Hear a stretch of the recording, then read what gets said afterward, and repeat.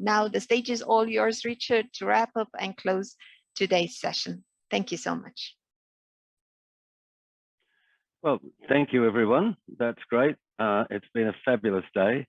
And you know, just to recap, we started with Francis Bouchard talking about Novartis's commitment to health literacy and improving outcomes for patients. I love Esther talking about Rabbit Ray, and I think we're going to have to make him Aussie Rabbit Ray and bring him to Australia. He's such a great initiative. And I think all through this, when Ranjit and I were talking about what's the best thing to be doing, you know, all the time we kept coming to be brave, ask your questions, and keep asking until you understand. And we had Emily's beautiful but incredibly sad story, and her focus on making sure that you're listening to the right people. There's no question that there are bad people out there who try to exploit people with cancer and other serious diseases, and we need to stay in the area of reliable sources of information. And I was delighted to see the construction of Ranjit and Weifei's handbook. It looks a beautiful document, and I think it's exactly the kind of thing that we need to be bringing to our patients as patient organizations. Christina managed to wrangle a very difficult Q&A group, which was fantastic. And the key points that came out of the breakout groups, I thought, were communication. I love the idea that there is a digital challenge for the elderly, being elderly myself and struggling with the content tonight. But not everybody knows everything about a smartphone or the internet. And we need to make sure that those people who are vulnerable to disease as they get older are still made aware of what is possible and communicated properly. We can't send everybody off to the internet for everything. And I think that Joy made a terrific point in her talk around the stigma that is often associated with cancer and the need to build awareness that just because you get a cancer diagnosis doesn't mean it's the end of the day. There's so much new technology, new treatments that are coming, and we need to build awareness. And in the context of tomorrow, you know, if we don't build awareness that the future is positive, then no politician will ever build a better health policy for us. We need to be concerned about that.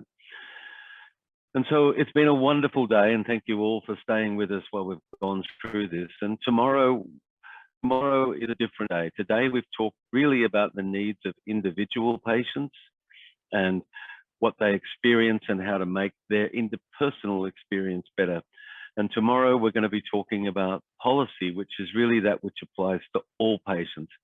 Shaping policy is such an important part, and people often think, oh, I can't do that. But every time you talk to someone about the experience of a patient, you help shape policy because you change the perception. And we need to get better and better at representing our patients. It doesn't need to be aggressive. It doesn't need to be scary. It just needs to be telling the story of the patients that we help. And it's amazing what that changes.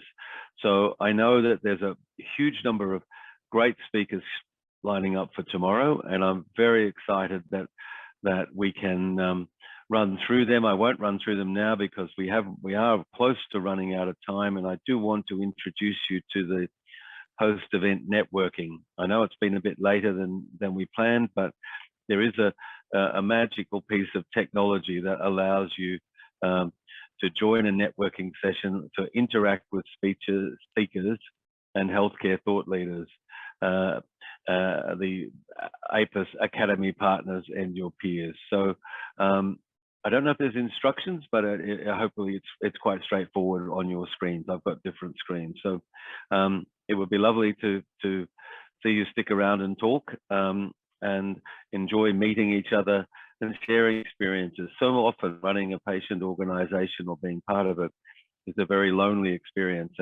and things like APPIS help us come together, talk about our challenges, and come up with really fantastic solutions. So I'm going to leave you there and wish you a very wonderful evening tonight, and hopefully you'll have a fantastic day tomorrow. And we'll shape health policy. And just to prove that it's possible, we've been trying very hard to get a change to the national medicines policy in Australia to make sure the consultation period for the new version would take longer and have more people involved. And whilst I've been on this call tonight, I got advised by the Minister's office that that is in fact going to happen. So change can happen and we can make it happen. So enjoy the rest of your night, and we'll look forward to talking tomorrow. Thank you.